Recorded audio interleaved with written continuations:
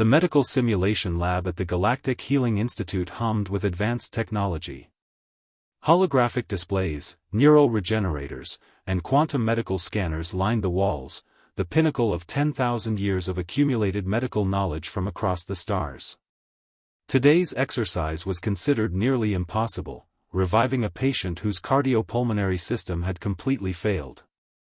Dr. Thelnara, the Institute's most decorated instructor, watched as her top students worked frantically on the biomechanical simulator. The Zeltheri student activated cellular regeneration fields. The Morphean initiated quantum tissue reconstruction.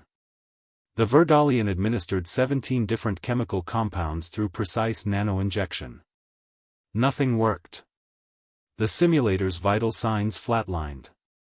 The rhythmic pulse that represented life faded to an eternal flat tone.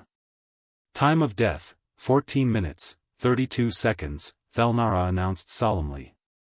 You may cease your efforts. The students stepped back, their various appendages drooping in defeat. This was expected, the scenario was designed to teach acceptance of inevitable mortality.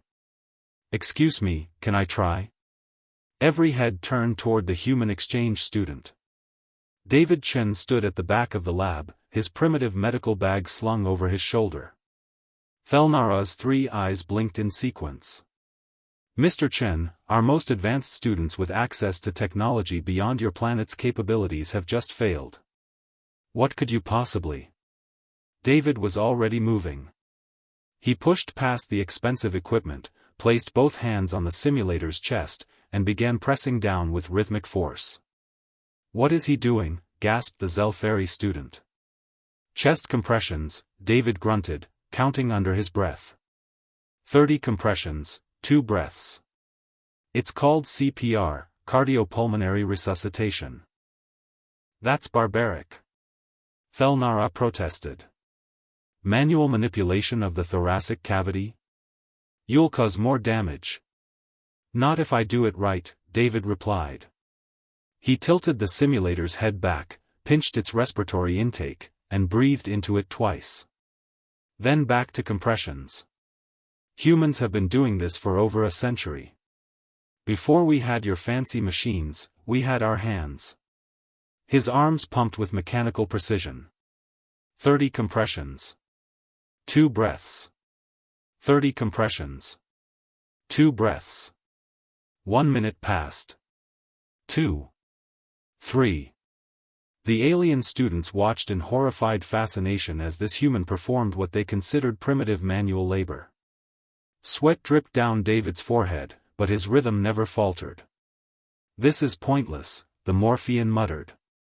The cellular degradation is too. Beep asterisk. Everyone froze. The simulator's monitor showed a flutter.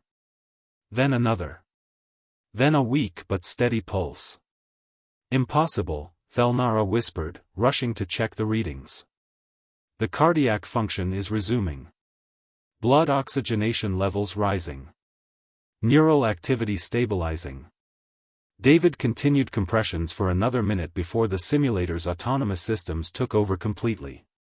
He stepped back, breathing heavily, and wiped his forehead. How? Thelnara demanded, her voice mixture of awe and disbelief. Our technology failed. Our medicine failed. You used nothing but manual force. David smiled tiredly. On Earth, medical technology isn't always available. Rural areas, disaster zones, war zones, sometimes all you have is your 2 hands and your training. He gestured at his palms. We learned that the human body can be a medical instrument. Our hands can compress hearts, our breath can oxygenate lungs, our fingers can seal wounds. He pulled out a simple manual from his bag, a thin book with basic diagrams. Every human learns basic CPR. Kids, teenagers, adults. We're taught that anyone can save a life if they're willing to try. The Zeltheri student examined the manual with trembling appendages. The techniques were shockingly simple. Primitive. Yet undeniably effective. You're saying, Thelnara processed slowly, that any human can perform cardiac resuscitation without equipment? Pretty much. We've saved millions of lives with just our hands. David repacked his bag. You've spent millennia developing technology to overcome mortality. We spent millennia developing ourselves to fight it directly. Thelnara accessed her database, and what she found made her 3 hearts skip collectively. Human medical history was filled with stories of improvised surgeries, battlefield medicine, and impossible saves performed with minimal equipment. They had performed complex operations by candlelight. They had delivered babies in caves.